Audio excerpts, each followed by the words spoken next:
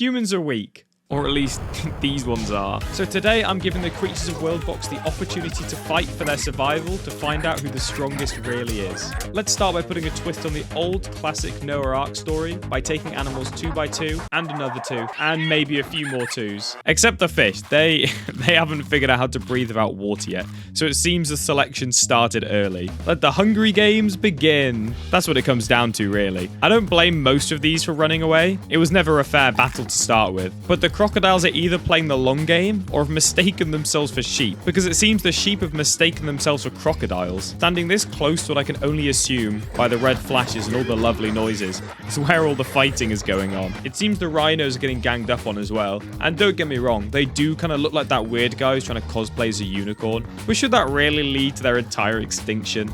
Well, the bears seem to think so. Wait, why is no one fighting? I'm sorry, did the death of the final rhino bring around a new age of peace? What is going on? At this point, I'm convinced the crocodiles think they're sheep. I mean, look at this guy. He's just stood by the sheep trying to blend in. And what are you three doing?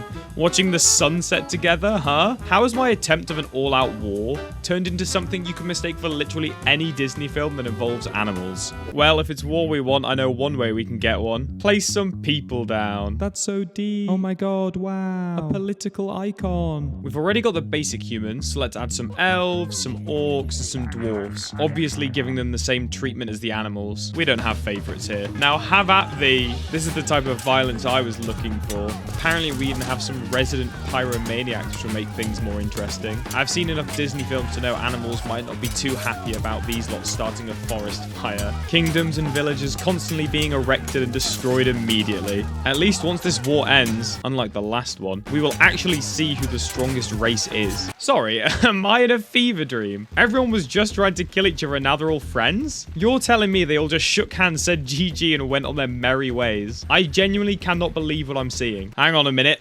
This wasn't the war I expected, but violence is violence.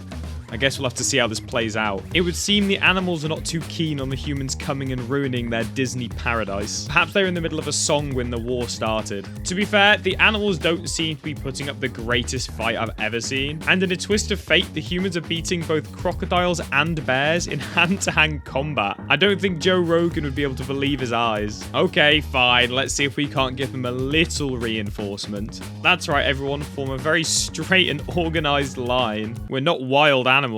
Okay, so from what I can see, the crocodiles are racist. And I mean literally racist. The people wearing blue, who I believe are the elves, the crocodiles are friends with. Not just do they not hurt them, apparently they just chill together. The people wearing the red, on the other hand, of which I don't actually know their race, don't seem to get the same treatment. Run, small child, run. The crocodiles have no mercy. And he's only 3 years old. He's got the peaceful trait as well, so he'll literally never attack anybody first. Thankfully, I disabled emotions and settings, so I don't actually feel sad watching a pack of crocodiles I unleashed devour a peaceful 3-year-old child. I mean, with the extinction of an entire race, all the animals and the blue folks apparently being buddies now, until one of them gets hungry, that is. We have unfortunately entered another age of peace. So the plan now is to wait 100 years and we'll see what happens when I get back.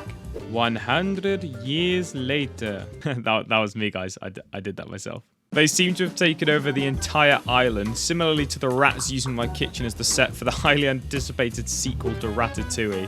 I know I said before that I didn't have any favorites, but I was lying. He lied. I wanted the humans to win. Fine, I'll admit it. I wanted the humans to win. But the elves, the stupid animal lovers, decided to strip that away from me. They think they can just live their nice life on my island. Not if I have anything to do with it. So let's go check out the natural disasters and destruction powers tabs and see if we can't mess with them a little bit. Let's put a volcano down. Well, that's rubbish. We're going to need a few more of those, I think. Perfect. Ooh, let's try out the lightning. It seems like you need a lot of anything for it to actually be good. Whoops. Tornado? Tornadoes?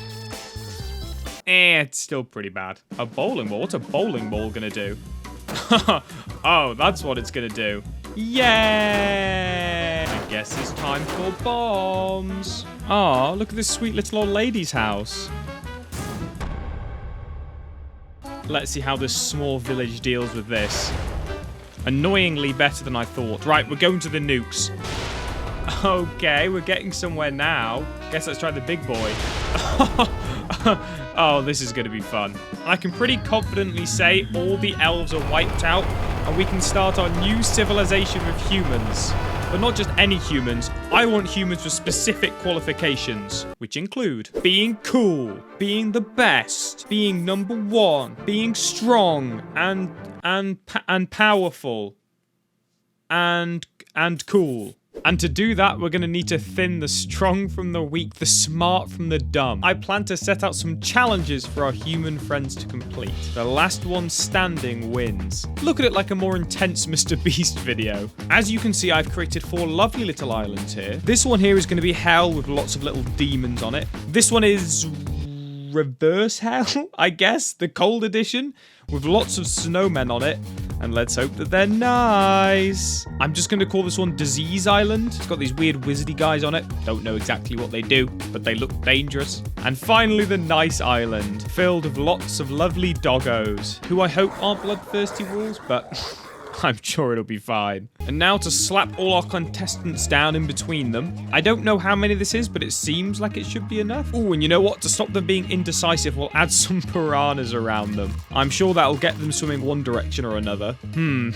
That's a lot of piranhas. You know what? I'm going to add a few more people into the mix to make sure everyone doesn't die before making it to one of the islands. And it is really starting to look like a very sinister don't leave the circle challenge. Go! Swim, my little people. No! What are they doing? They're all masochists. Maybe they're punishing themselves for losing the war. And they can't even escape the fire into the waters. The piranhas are literally camping at the water's edge. Anyway, while these guys are suffering, we'll start some more off the line. There, that should be a good amount of people. Go for round 2. That's more like it. So it turns out the snowmen were not very nice. It probably doesn't help that I scattered shards of glass in the snow, so the humans are just getting torn to shreds. I'll try and bear it in mind for next time. Aw, they already killed everyone. We missed all the fun stuff. Well, at least we know they kill people now. Some of you are surviving. Oh, apparently you're doing even better than that. They're starting their own civilization in hell. And when all's said and done, it looks like we have 85 people who have passed our first test. So I might have to make the next one a little bit harder. Let's have a look at some of our contestants. So this is Iziki, and she's a complete moron who has no hopes of survival. Or as the game likes to put it, stupid. Much stupid seems like a fitting name to me. And we'll add her to our favourites so we can see how she does. I found someone else interesting. Shai Mai Mek. The name's always a wonderful tongue twister. Well, he's supposedly tough, like a stone. So he's going to be our new superhero in town. Stone Man. A true modern day hero. Bloodlust and ambitions to take over the crown. You know what? You might be my favourite to win the whole thing. I kind of want to give her an Xbox gamer tag as her name. Ooh. What about King Killer 9000? Creativity at its finest. Okay, time for stage 2. Now, where they're living at the moment is pretty nice. So why would they want to move, I hear you asking? Well, I plan to make somewhere even nicer, I think. Now, which of these biomes is nicer than grass? Enchanted seeds. It's sparkling. Well, I'm sold. Huh. The grass really does look greener on the other side. Now we need to give them some things on this island they don't have on their current one. An actual food source would be a pretty tempting start. We'll give them some sheep friends, which they can shear to make warm clothes. Or they could slaughter them all for food and make sleeping bags with their skin.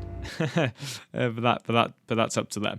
Oh, and I can't forget to surround it with mountains. We don't want any cheaters, do we? So, let me tell you a bit about the plan. There'll be 2 ways to make it to this new island, and it's up to them which way they want to go. As long as they make it there, that's all that matters. The first, which is going to be the shorter way, is a small swim through the now piranha-infested waters, which isn't a first for them. However, seeing that they would rather stand in eternal hell than try and swim with the fish, I have a sneaking suspicion they may choose the other route, which is why I plan to make that route very difficult. To start, we need a nice long, but more like snake way kind of long path that we can then proceed to completely cover with landmines. And landmines are very fun. Let me show you how they work. So you drop one down like this, wait for someone to miss what looks like a small car-sized bomb, and then kaboom! Although it usually involves more death. That dog was a literal race car. Now to give the path a nice light sprinkling of landmines. There must be a quicker way to do this. Ah, perfect. That might be a few too many. I don't think they'd make it to the end. Right, let me fix that quickly. And we're back doing it the slow way. But as a finishing touch, I'll add a wall of mine so someone has to sacrifice themselves at the end to let everyone else through. Or there's always the piranhas. Before we start, I made us 2 new friends. First off, we have Bernie McBurnster, the pyromaniac, obviously. And I'm convinced he's the long-lost relative of that guy from the very start. And I have a lot of hope in this guy. I mean, his name is Longliver, but when I'm involved, it may not mean too much. He has a legendary sword as well. I think someone might have lied to him about it being legendary. And they're off. Oh, that was a lot of death very quickly. Oh, it's Bernie McBurnster, of course. He's come to watch everybody die. No one has decided to brave it across the water yet, which is surprising considering they know how to build boats. McBurnster clearly wants to see more explosions, which makes 2 of us. No, Bernie McBurnster. I jinxed him. I should have just let him do his own thing. It's my fault. Okay, so it's been a few minutes now, and we have a little less than 60 people left, with very little progress along the track. We need at least some people to make it through for the final test. So, to try and up the motivation, and the death toll, I'm going to make some little bridges across. They can skip some of the mines, but not all of them. This should give people smart enough a fighting chance. So let's have a pre-death funeral for McStupid. Alright, that's long enough for me. The plan is working. I have tempted some more people to take the path of almost certain death. Well, look at this dangerous duo, who are now going the wrong way. Ooh, and you've gotten very lost. What's the plan here, then? I don't see this ending too well for you. Well, I like the ambition. After letting 40 people die, our resident superhero Stone Man is finally on the move. What an entrance. And he was cool enough not to look at the explosions. Oh, but that's enough for one day. Seems like it was a publicity stunt to keep up appearances. And if it was, it worked on me because I'm convinced he's an actual superhero now. I think it's time to really give them a reason to get moving. But how? Let's try with some corrupt seeds. Maybe a few more corrupt seeds. Nope, this isn't going fast enough for me. Let's just chuck down a volcano. Whoops, well, you guys know the way out. I mean, if they're going to stand here and accept death, then that's on them. We've given them 2 very feasible routes, one of which is pretty easy to get access to now because so many of the mines have exploded. But yet, they still insist on staying. So it seems Longliver is our final favourite who's still alive. And he seems to be moving in the right direction. And now he stood staring at the volcano like a deer in headlights. You know what? That's what I expected of him. I don't care anymore. Oops. I destroyed a bit of the new village in the process. Okay, so after my accidental explosion, 6 of the 85 made it across, which is a lot less than I expected. And from our final 6, I have 2 new favourites. Longliver 2.0 and Cool Guy. Mainly because he has 1 eye. To the absolute disgust of the 80 people I just killed, I'm going to spawn in some more people for this next bit. You would think I killed them for fun, which I most likely, probably, potentially, maybe, might not have done. Now, before I give the survivors the happy life they deserve, I want to see how dangerous the piranhas actually are, because so far, they've been as useless as people who are watching the video right now and aren't subscribed. So let's have the tornado pick people up and throw them into the water with all the fishies and attempt to swim back without being eaten. Oh, excuse me, Mr. Tornado, where are you off to? I'm not sure he got the memo. Okay, let's try again, but with 3 tornadoes this time. We're off to a much better start. Ooh, 2 of our favorites have been brought very far out. What? I'm sorry, is everyone a descendant of Michael Phelps? How are they out swimming fish? If they knew this sooner, a lot of lives would have been saved. Oh no, run! Favorite, run! So after all of that, only 1 person died. And I'm not even sure if that was because of the piranhas. Last thing I want to use, because I haven't had the chance to use it yet, is the earthquake. I also want to see if it makes a tsunami. I mean, we lost half the island, but nobody died, so doesn't seem like it's that good. Either way, I am happy to say that these guys have passed this round of the challenge. And because of that, they get to move over to this brand new sanctuary I've created for them, where they can live in peace and harmony for many, many years to come. Until I got bored, built a gladiator arena, collected every living thing, and a couple boats. For the ultimate battle to the death to find our true human champion. And with a small sprinkle of madness, let the final battle begin.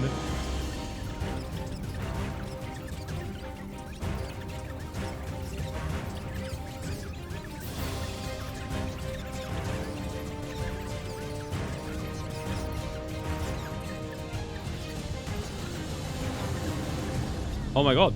It's a 1v1. Who's gonna do it? I don't know why this is so intense for me right now. Oh, and we have a winner, ladies and gentlemen. Uluro, a veteran of war. How many people have they killed? Can I check?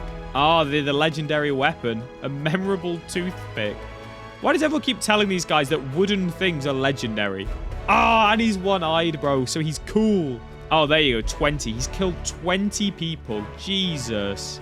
You know what? I think it's time for you to get renamed winner. Ladies and gentlemen, our mission is complete. Subscribe and watch my next video, please.